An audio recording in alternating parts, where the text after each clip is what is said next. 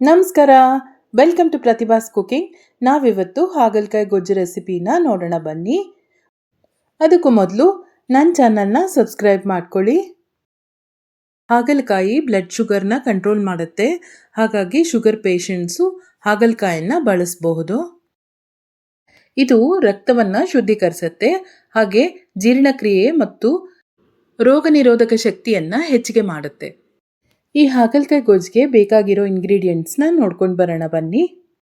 ಹಾಗಲಕಾಯಿ, ಉಪ್ಪು, ಅಡಿಗೆ ಎಣ್ಣೆ, ಸಾರಿನ ಪುಡಿ, ಒಣಮೆಣಸಿನಕಾಯಿ, ಸಾಸಿವೆ, ಕರಿಬೇವಿನ ಸೊಪ್ಪು, ಜೀರಿಗೆ, ಉದ್ದಿನಬೇಳೆ, ಕಡಲೆಬೇಳೆ, ಕೊಬ್ಬರಿ, ಹಿಂಗು, ಎಳ್ಳು, ಬೆಲ್ಲ, ಅರಿಶಿನ ಹಾಗೆ ಹುಣಸೆ ಹಣ್ಣನ್ನು ತಗೊಂಡಿದ್ದೀನಿ.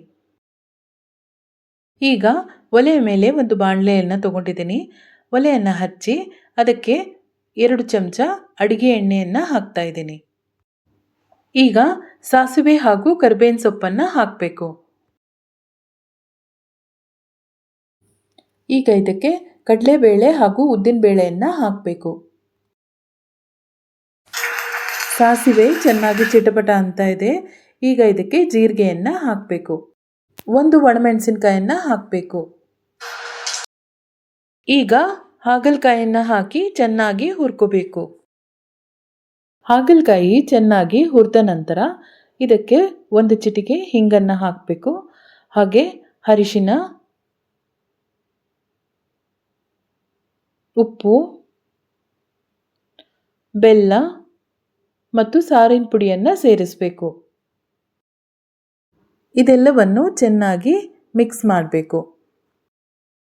ನೀವು ಹಾಗಲಕಾಯಿ ಗೊಜ್ಜನ್ನು ಈ ರೀತಿಯಾಗಿ ಒಮ್ಮೆ ಟ್ರೈ ಮಾಡಿ, ತುಂಬ ರುಚಿಯಾಗಿರುತ್ತೆ. ಈಗ ಇದಕ್ಕೆ ಕೊಬ್ಬರಿ ಹಾಗೂ ಎಳ್ಳು ಪುಡಿಯನ್ನು ಹಾಕ್ತಾ ಇದ್ದೀನಿ. ಜೊತೆಗೆ ಹುಣಸೆ ಹಣ್ಣಿನ ರಸವನ್ನು ಸೇರಿಸ್ತಾ ಇದ್ದೀನಿ.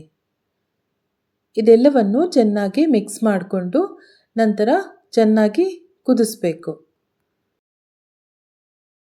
ನೋಡಿ, ಈಗ ಚೆನ್ನಾಗಿ ಕುದಿ ಬರ್ತಾ ಇದೆ. ಗೊಜ್ಜು ಚೆನ್ನಾಗಿ ಕುದಿದ ಗಟ್ಟಿ ಆಗ್ತಾ ಬರುತ್ತೆ. ನೋಡಿ, ಈ ರೀತಿಯಾಗಿ ಆಗುತ್ತೆ. ಈಗ ಹಾಗಲಕಾಯಿ ಗೊಜ್ಜು ರೆಡಿಯಾಗಿದೆ.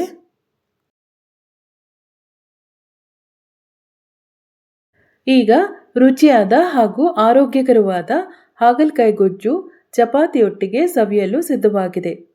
ನಿಮ್ಗೆ ಈ ವಿಡಿಯೋ ಇಷ್ಟ ಆದರೆ ವಿಡಿಯೋನ ಲೈಕ್ ಮಾಡಿ, ಶೇರ್ ಮಾಡಿ, ಹಾಗೆ ನನ್ನ ಚಾನಲ್ನ ಸಬ್ಸ್ಕ್ರೈಬ್ ಮಾಡ್ಕೊಳ್ಳಿ. Thank you for watching.